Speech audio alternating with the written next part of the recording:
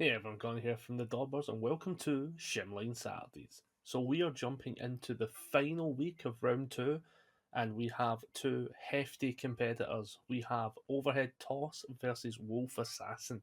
So let's just jump straight into the action with these two cards. So starting off, we have from the solo leveling collector booster pack, we have Wolf Assassin.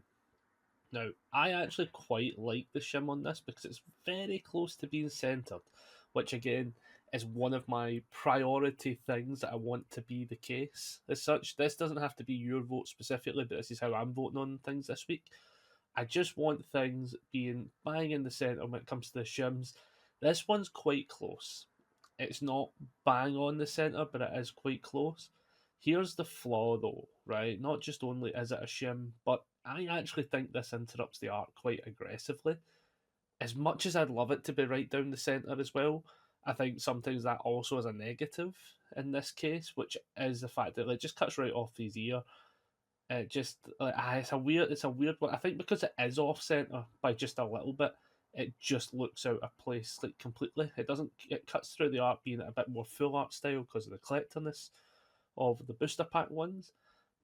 And it's also the foiling as well. The foiling on these collectors are so much better as well. They're so super shiny, like they are the ultimate foils, that it's just really noticeable. There's a couple of angles like that you can get to that it's not even noticeable, so it's almost a hidden shim. Like we'll give it like hidden shim status, I think. But bam, you get hit with that, and you're like, ooh, that's a doozy. So I don't know necessarily where I'm putting this right now. This one, I feel as if it's a bit of a tough one because I want to give it some full marks for being close to the center, but I also feel as if the art's heavily interrupted by it.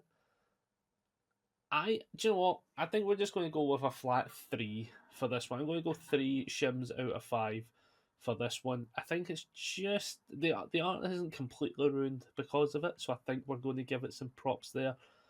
And the fact that it's got a bit of a hidden shin element to it is also pretty good. So I think that might be the saving grace for it.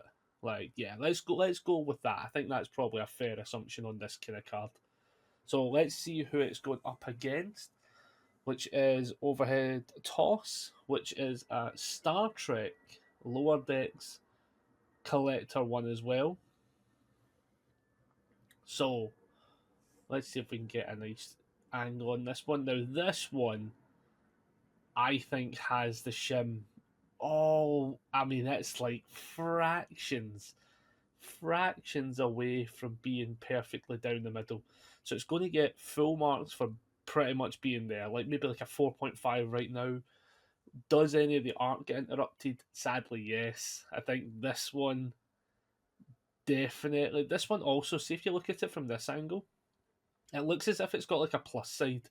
The way the art goes, as such, it looks as if the shim goes across and up and down and everything. Like I quite actually like that. It looks like it's cut in four when we're looking at here. I actually had to look at it and make sure it's not, but it's not. It's just the angling perfectly of the white line on the border there. Like the white line there cutting across the full part gives that kind of split into four kind of imagery. So I'm going to be honest with you. I'm actually going to rank this up in points because of that, because it just actually looks cool. So this one, I think most of the Star Trek ones seem to be pulling the greatest of weights when it comes to the shim scenario. Like this one, I want to give it the perfect five, but I feel as if because it's just a fraction off the center, I have to hit it some way. Again, the art also gets interrupted. Obviously, we can zoom in on this sort of stuff, but I think the art also gets interrupted quite aggressively. And the foiling again on these collector packs being so good, it becomes just so much more noticeable than the average foiling. I think, like, look at that. Yeah. I'm going to go 4.5. I think we are going to just stick with the 4.5 on this one. I don't think it would be fair to really hit this any harsher. And I think the Star Trek ones are some heavy hitters right now. I think they are, for some reason, like the shim competitors. They were built to boldly go where no shim's gone before, that kind of style, and they are living up to that standard. So I'm yeah, we're going 4.5. So let's put these both together, everybody. So we will try and get an angle where the light doesn't completely annihilate it, but we'll see. We'll see like that. So yeah, we have Wolf Assassin versus Overhead Toss this week.